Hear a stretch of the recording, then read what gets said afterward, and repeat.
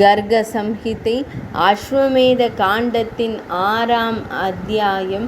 பகவான் ஸ்ரீ கிருஷ்ணரின் பல குணாதிசயங்களின் சுருக்கமான விளக்கம். ஸ்ரீ கர்கமா முனிவர் கூறுகிறார், அரசனே, இப்போது நான் திரும்பி வந்துவிட்டேன். பகவான் ஸ்ரீஹரியின் மகிமையை உங்கள் முன் சுருக்கமாக விவரிக்கிறேன். ஒரு முறை பகவான் ஸ்ரீ கிருஷ்ணர் தேவி ருக்மிணியுடன் அற்புதமாக இருந்தார். அவர் நகைச்சுவை உணர்வு மிக்கவராக இருந்தார்.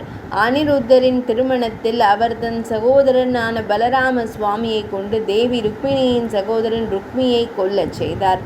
பாணாசுரனின் மகள் உஷை ஒரு கனவு கண்டாள். மேலும் அதனை தன் சகி சித்ரலேகையுடன் விவாதித்தாள். அவள் கண்ட கனவை விவரித்தாள். சித்ரலேகா தேவி பகவான் ஸ்ரீஹரியின் பேரனான அனிருத்தனை கடத்தி சென்றாள்.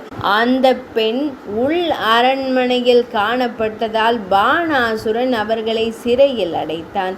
பின்னர் யாதவர்களுக்கும் பாணாசுரனுக்கும் இடையே ஒரு கடுமையான போர் நிகழ்ந்தது. பகவான் ஸ்ரீ கிருஷ்ணருக்கும் சிவபெருமானுக்கும் இடையே ஒரு போர் மூண்டது. அந்த நேரத்தில் மகேஸ்வரனாரின் காய்ச்சலும் ஸ்ரீ வைஷ்ணவரின் காய்ச்சலும் ஜுராஸ்திரம் என்று அழைக்கப்படும் அஸ்திரங்கள் ஒன்றோடு ஒன்று மோதிக்கொண்டன. மகேஸ்வரனாரின் ஜுராஸ்திரத்தால் தோற்கடிக்கப்பட்ட அவர் பகவான் ஸ்ரீ கிருஷ்ணரை புகழ்ந்தார். பாணாசுரனின் கரங்களை துளைக்க பகவான் ஸ்ரீ கிருஷ்ணர் தயாரான போது அந்த அசுரனின் உயிரை காப்பாற்றியதற்காக ருத்ரதேவன் பகவானை புகழ்ந்தார். அனிருத்தன் முக்தி அடைந்தான். பகவான் ஸ்ரீ கிருஷ்ணர் நிருக மன்னனின் கதையை யாதவ சிறுவர்களுக்கு விவரித்து அவனை காப்பாற்றினார். பலராம சுவாமி ஒருமுறை விரஜத்திற்கு சென்றார். அப்போது அவரை நீண்ட தினங்களுக்கு பின்னர் கண்ட இடையர்கள் வருந்தினர். இடையர்களும் அவரை புகழ்ந்தனர். பிருந்தாவனத்திற்குள் நுழைந்த பலராம சுவாமி யமுனா நதியை மென்மையாக தன் பக்கம் இழுத்தார். பகவான் ஸ்ரீ கிருஷ்ணர் பௌண்ட்ரக மன்னனின் யாகத்தை செய்தார். காசி மன்னனின் மகன்கள் புருஷரணம் மத சடங்கு செய்து துவாரகையை தாக்கிய தீய ஆவியை அழித்தனர். பின்னர் சுதர்சன சக்கரம் கிருத்தியத்தையும் காசிபுரியையும் எரித்தது.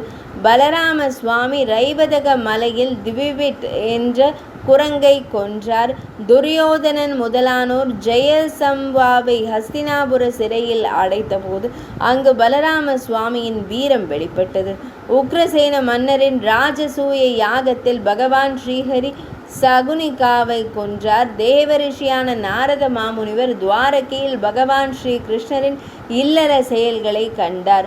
பகவான் ஸ்ரீ கிருஷ்ணரின் அன்றாட பணிகள், சிறைப்பிடிக்கப்பட்ட மன்னர்களால் அனுப்பப்பட்ட தூதனின் வாக்கிலிருந்து பகவான் ஸ்ரீஹரியின் புகழ்ச்சி, பகவான் யாதவர்கள் மற்றும் உத்தவருடன் இந்திரபிரஸ்தத்திற்கு புறப்படுதல், கிரிவிரஜத்தில் பீமசேனனால் ஜராசந்தன் கொல்லப்படுதல், ஜராசந்தனின் மகன் சகாதேவனின் முடிசூட்டு விழா, இவற்றில் பகவான் ஸ்ரீ கிருஷ்ணரை போற்றுதல், ராஜசூய யாகத்தில் பகவான் ஸ்ரீஹரிக்கு அளிக்கப்பட்ட முதல் வழிபாடு, சிசுபாலனை கொன்றது, துரியோதனனின் கர்வம் தகர்க்கப்பட்டது, பிரத்யும்னனுக்கும் சால்வனுக்கும் இடையே நிகழ்ந்த 27 நாள் போர், துவாரகையில் பகவான் ஸ்ரீ கிருஷ்ணரின் வருகை, பகவான் ஸ்ரீ கிருஷ்ணரால் சால்வன், தந்தவக்திரன் மற்றும் அவனது சகோதரன் விதூரதன் ஆகியோர் விளையாட்டாக கொல்லப்பட்டது ஆகியவை அடங்கும். அரசரே, பின்னர் கௌரவர்கள் ஹஸ்தினாபுரத்தில் ஒரு சூழ்ச்சியான சூதாட்டத்தை ஏற்பாடு செய்து அதில் யுதிஷ்டிர மன்னனையும் அவனது சகோதரர்களையும் அவர் மனைவியையும் தோற்கடித்தனர். அவர்கள் தங்கள் தாய் குந்தி தேவியை மகாத்மா விதுரரின் இல்லத்தில் இருத்திவிட்டு வனத்திற்கு சென்றனர். அங்கே அவர் பல தினங்கள் பல்வேறு காட்டுப்பகுதியில் வாழ்ந்தனர். பின்னர் துரியோதனன் அரசனாகி மிகுந்த மகிழ்ச்சியுடன் பூமியை ஆண்டான். ஆனால் பாண்டுவின் மகனான யுதிஷ்டிரர் அங்கு சென்ற போது மக்கள் அவரை வரவேற்கவில்லை. ஒரு நாள் பலராம சுவாமியும் பகவான் ஸ்ரீ கிருஷ்ணரும் வனத்தில் துன்பப்பட்டு கொண்டிருந்த பாண்டவர்களை சந்தித்து இருவரும் அவர்களை பொறுமையாக இருக்கும்படி ஊக்குவித்தனர். பாண்டவர்களை சந்தித்த பின்னர் பகவான் ஸ்ரீ கிருஷ்ணர் துவாரகைக்கு திரும்பினார். அவர் கௌரவர்களின் அனைத்து தீய செயல்களையும் உக்ரசேன மன்னரின் சுதர்ம சபையில் கூறினார். இதையெல்லாம் கேட்ட யாதவர்கள் அனைவரும் ஆச்சரியப்பட்டு உரையாடினர். யாதவர்கள் கூறினார்கள், ஐயகோ, திருதராஷ்டிரன் என்ன செய்துவிட்டான்?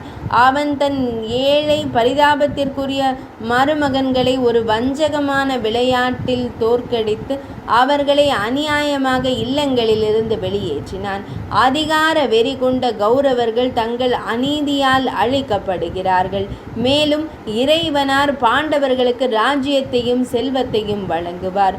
ஸ்ரீ கர்காச்சாரியார் கூறினார், நரபேஸ்வரரே, யாதவர்களிடமிருந்து இதை கேட்ட பகவான் ஸ்ரீ கிருஷ்ணர் மாலையில் தன் இல்லத்திற்கு திரும்பி தன் தாயை வணங்கினார். தன் மகன் வந்து வணங்குவதைக் கண்ட அன்னை தேவகி மகிழ்ச்சியுடன் அவரை ஆசீர்வதித்தாள். கற்பும் நற்குணமும் கொண்ட அந்த தேவகி அன்னை அவருக்கு அன்புடன் உணவளித்தார். அதன் பின்னர் பகவான் ஸ்ரீ கிருஷ்ணர் தனது ராணியரின் அரண்மனைகளுக்கு திரும்பி தன் அன்புக்குரியவர்களால் வழிபடப்பட்டு அங்கே உறக்கம் கொண்டார். இது ஸ்ரீ கர்க சம்ஹிதையின் அஸ்வமேத காண்டத்தில் உள்ள பகவான் ஸ்ரீ கிருஷ்ணரின் குணாதிசய விளக்கம் என்ற தலைப்பு கொண்ட 6ஆம் அத்தியாயம் இனிதே நிறைவடைந்தது.